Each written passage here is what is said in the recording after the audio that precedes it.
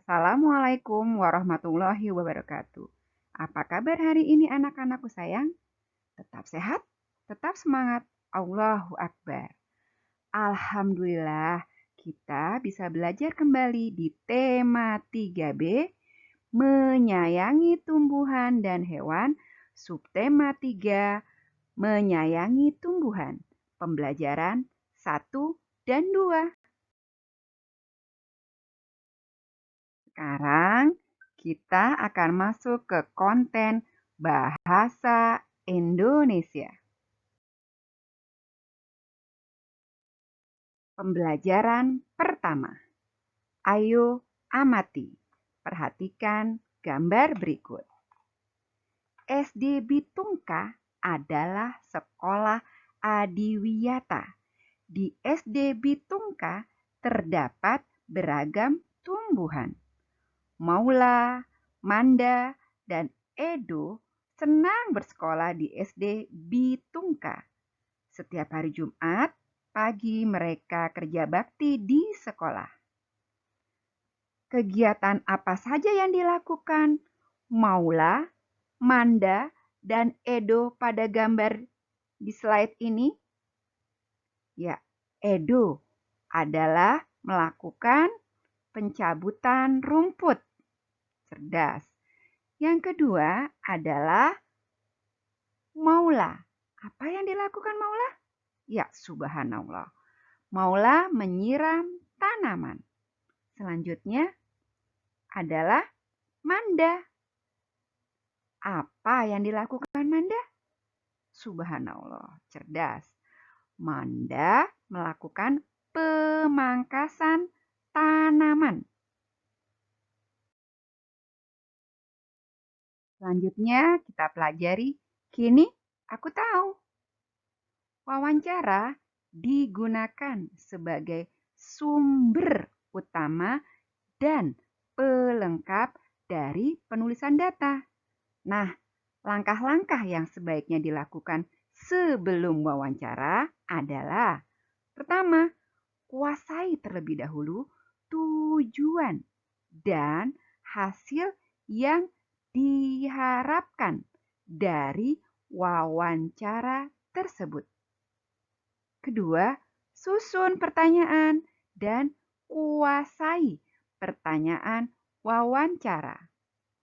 Yang ketiga, tentukan pelaksanaan wawancara, baik waktu, tempat yang disepakati antara pewawancara dengan yang diwawancarai. Yang keempat, siapkan keperluan teknik wawancara. Selanjutnya, kita ke langkah-langkah selama wawancara. Yang pertama, datanglah tepat waktu sesuai waktu yang disetujui. Kedua, perkenalkan diri dan sampaikan tujuanmu. Yang ketiga, siapkan peralatan penunjang. Yang keempat, ajukan pertanyaan yang ringkas dan jelas agar narasumber lebih banyak berbicara. Yang selanjutnya adalah yang dilakukan setelah wawancara. Pertama, kamu menyampaikan hubungan catatan yang kamu buat selama wawancara dan meminta narasumber mengoreksi jika ada kesalahan.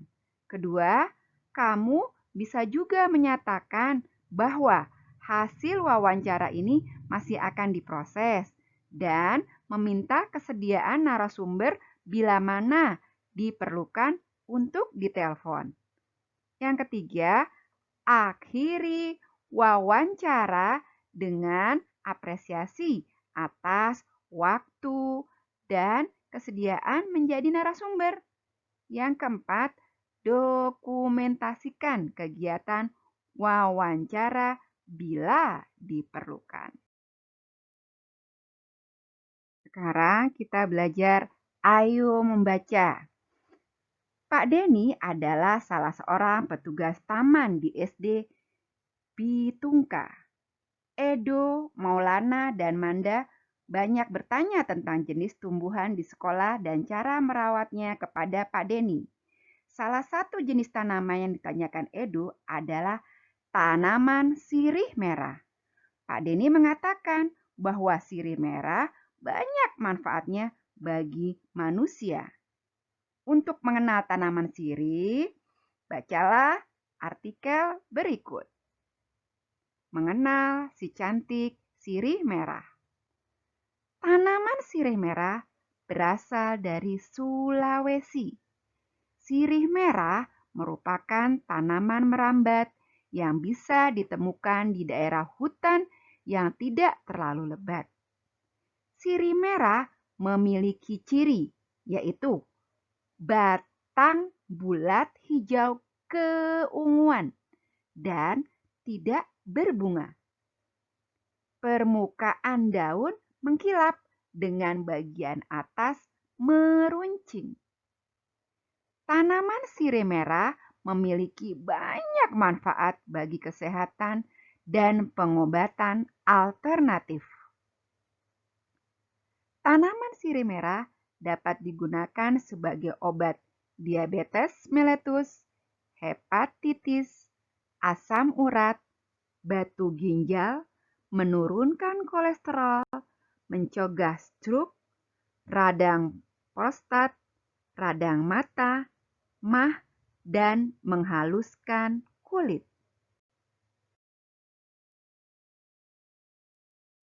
Cara menanam dan merawat tanaman sirih merah tidak sulit. Sirih merah dapat ditanam di pot. Siapkan sebatang kayu atau tiang untuk merambatkan batangnya. Cara penyajian untuk obat juga mudah.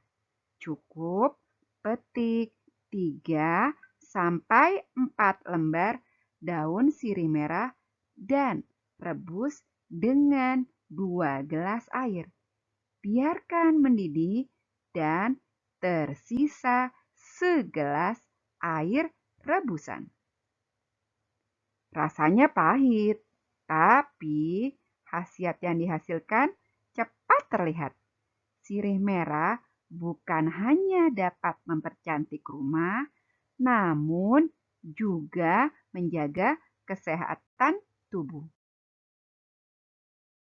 Selanjutnya, kita jawab pertanyaan berikut berdasarkan bacaan di slide sebelumnya. Apa saja ciri tumbuhan sirih merah? Ya, cerdas. Cirinya yaitu batangnya bulat, hijau keunguan, dan tidak berbunga. Permukaan daun mengkilat dengan bagian atas meruncing.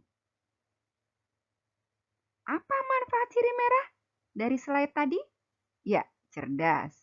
Sirih merah dapat digunakan sebagai obat diabetes mellitus, hepatitis, asam urat, batu ginjal, menurunkan kolesterol, mencegah stroke, radang prostat, radang mata, mah, dan menghaluskan kulit. Selanjutnya, bagaimana cara menanam tanaman sirih merah? Ya, cerdas. Siapkan sebatang kayu atau tiang untuk merambatkan batangnya. Selanjutnya, bagaimana cara membuat sirih merah sebagai obat? Ya, pintar. Petik 3 sampai 4 lembar daun sirih merah dan rebus dengan 2 gelas air. Biarkan mendidih dan tersisa segelas air rebusan. Ya, kalian perhatikan ini gambar daun sirih merah. Siapa yang di rumahnya menanam sirih merah? Ya, subhanallah. Lanjutkan ke konten SBDP. Sekarang kita belajar ayo berkreasi. Manda hobi menggambar.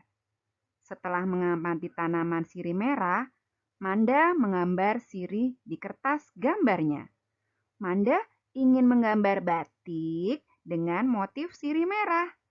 Manda ingin menjadikan gambarnya sebagai tambahan untuk hiasan kamarnya. Untuk membuat motif batik, Manda mengikuti langkah dari artikel tentang membuat motif batik. Nah, berikut ini artikel yang dibaca Manda. Langkah membuat rancangan motif batik pada media kertas.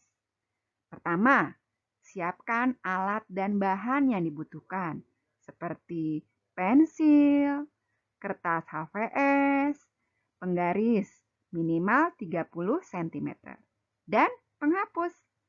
Setelah seluruh alat dan bahan selesai disiapkan, selanjutnya kamu bisa mengikuti langkah-langkah berikut. Pertama, gunakan pensilmu. Buatlah satu bidang persegi panjang berukuran 24 kali 18 cm di kertas HVS yang telah tersedia. Kedua, pada masing-masing sisi persegi panjang, buatlah titik yang berjarak 3 cm. Hubungkan titik yang ada menggunakan pensil secara menyilang sehingga terbentuk garis bantu. Yang ketiga, buat motif-motif batik sesuai desain yang kamu inginkan dengan mengikuti garis-garis bantu yang telah dibuat dari langkah sebelumnya. Jika diperlukan, kamu juga boleh menggambar garis bantu lain. Yang keempat, setelah gambar selesai dibuat, lakukan penebalan motif batik dengan menggunakan spidol. Yang terakhir atau kelima, untuk menyempurnakan desain rancangan batik, kamu bisa mewarnai dan menyimpan karyamu agar bisa dijadikan motif batik sungguhan dengan menggunakan canting dan kain yang asli. Anak-anak, inilah tampilan karya batik di kertas HVS dengan langkah-langkah tersebut. Kalian bisa mencobanya di rumah. Minta bantuan ayah, bunda, atau kakak yang ada di rumah. Kalian bisa mencobanya ya anak-anak. Lanjutkan dengan konten bahasa Indonesia. Pelajaran kedua, cara merawat tanaman. Tumbuhan di sekitar kita harus dirawat dan dipelihara dengan baik. Edo yang memiliki beragam tumbuhan di rumah juga rajin merawat tumbuhannya. Keluarga Edo juga menjadi tugas merawat tanaman di rumah. Pada hari Ahad juga dilakukan kerja bakti perawatan tanaman di rumah. Bagaimana cara merawat tumbuhan dengan baik? Bacalah teks berikut. Cara merawat tanaman. 1. Dengan penyiraman. Sebaiknya menyiram tanaman dilakukan pada pagi dan sore hari. Yang kedua adalah pemangkasan. Pemangkasan diperlukan untuk merapikan bentuk tumbuhan, merangsang tumbuhan tunas baru, dan untuk menghilangkan hama. Yang ketiga adalah pembersihan hama. Berikan pestisida atau obat pembasmi hama pada tumbuhan yang terserang hama agar tidak berkembang biak. Yang keempat, pemupukan. Bukan, pupuk diberikan pada tumbuhan agar tumbuhan dapat tumbuh subur. Berikan pupuk dengan dosis yang tepat. Selanjutnya, jawablah pertanyaan berikut berdasarkan bacaan di slide sebelumnya. Apa manfaat tumbuhan berdasarkan slide sebelumnya? Subhanallah, cerdas anak Bu Guru.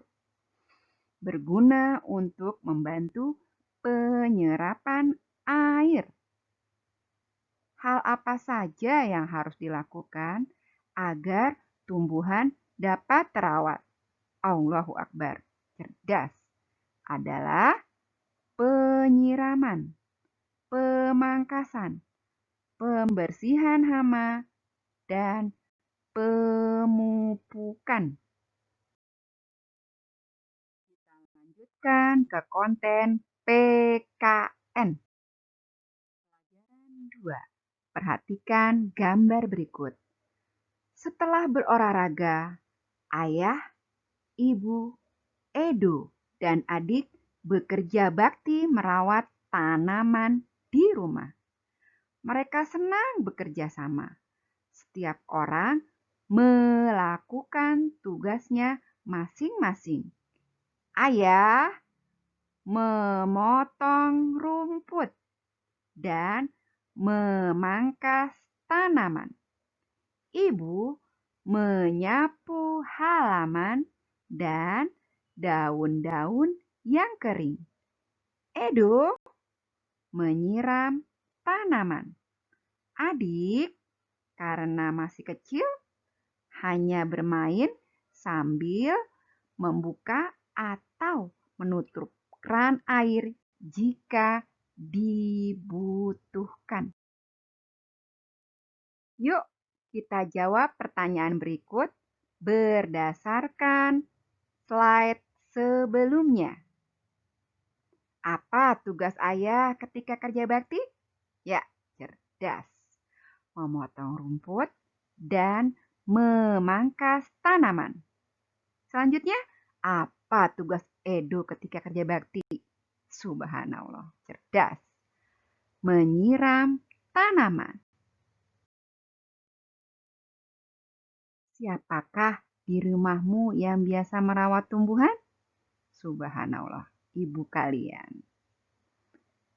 Mengamalkan tugas sesuai dengan kewajiban merupakan pengamalan sila kedua dari Pancasila. Tuliskan bunyi sila kedua dari Pancasila. Siapa yang bisa? Subhanallah, cerdas. Kemanusiaan yang adil dan beradab. Apa lambang sila kedua dari Pancasila? Subhanallah, pintar anak guru. Adalah rantai emas. Kesimpulannya dari konten PKN adalah kita dalam kehidupan sehari-hari harus saling tolong-menolong. Agama Islam juga mengajarkan kita agar hidup selalu menolong siapa saja tanpa memandang apapun. Pekerjaan yang berat akan menjadi ringan bila dikerjakan secara bersama-sama. Pekerjaan yang sulit akan menjadi mudah bila dikerjakan secara bersama-sama. Kita adalah makhluk sosial yang harus hidup saling tolong-menolong. Tugas kalian di rumah.